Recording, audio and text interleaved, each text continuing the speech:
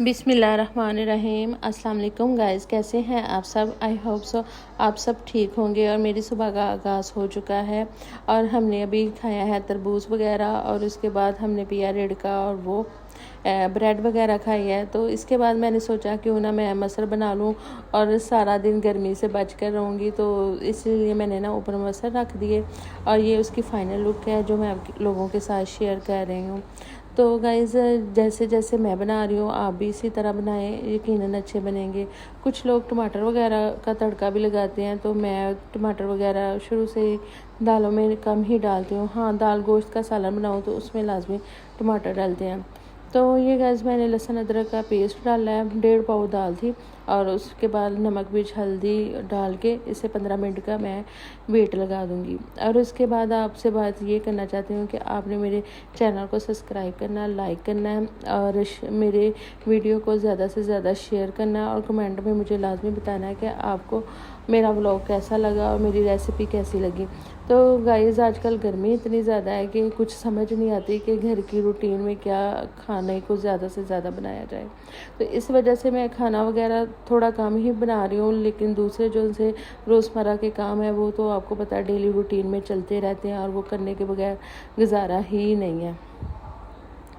तो गाइज़, मैं आपसे ये बात करूँगी, सबसे ज़लील तरीन इंसान वो है जिसे हक़ और सच का पता हो और वो फिर भी झूठ के साथ खड़ा रहे। तो यकीनन ये बात बिल्कुल दुरुस्त है कि आपको झूठ के साथ बिल्कुल खड़ा नहीं रहना चाहिए और हमेशा सच का साथ देना चाहिए, क्योंकि सच कभी मरता नहीं और झूठ के साथ आपको ज़िंदगी ज़िल्लत में ले जाती है और आपको एक झूठ के साथ 1000 झूठ बोलने पड़ते हैं। एक झूठ छुपाने के लिए आपको बार बार झूठ बोलना पड़ता है। तो इसलिए अपनी ज़िंदगी को महदूद रखें और दूसरों से दूर रहें ताकि आपको इतना ज़्यादा झूठ बोलना ही ना पड़े। और झूठ बोलना वैसे भी कबीरा और सगीरा गुनाह है और नबी पाक सल्लल्लाहु अलैहि वसल्लम ने फरमाया कि झूठे पर खुदा की लानत है। तो बेहतर ये है कि झूठ से जितना हो सके आप बचें।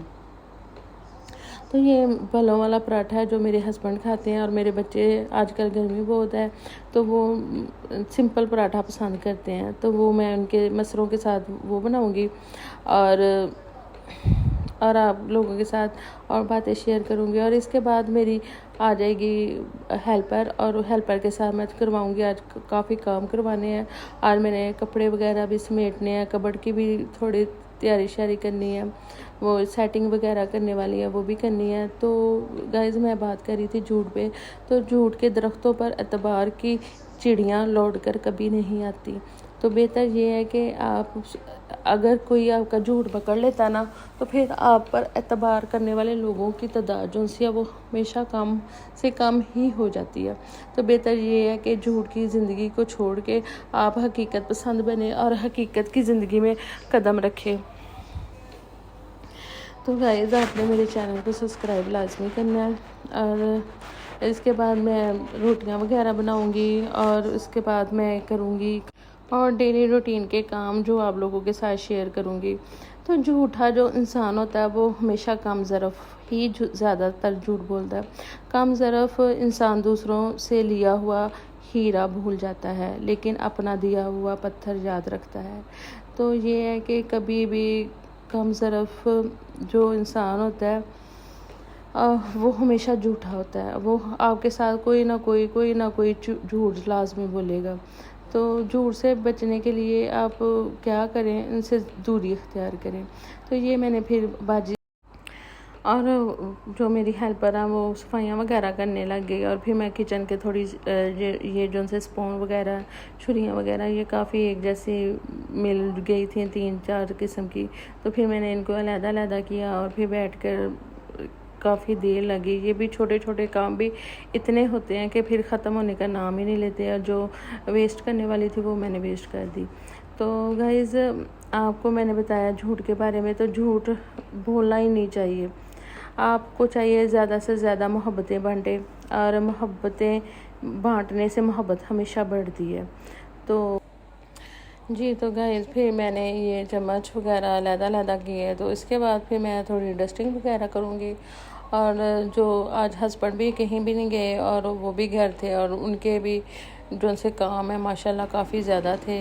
और फिर उसके बाद उनको 4 बजे मैंने ये चाय और पफ दिए और मिल के हम दोनों ने चाय पी। और चाय पीने के बाद उन्होंने कहा कि बाहर चलते हैं, कोई फल वगैरह ले आए। तो फिर हम बाहर गए तो माशाल्लाह काफ़ी ज़्यादा रौनक थी। और रौनक क्या, बकरे ही बकरे, क्योंकि ईद उल अज़हा आने वाली है तो काफ़ी ज़्यादा रश था बकरों का। तो माशाल्लाह माशाल्लाह बहुत ज़्यादा रश था।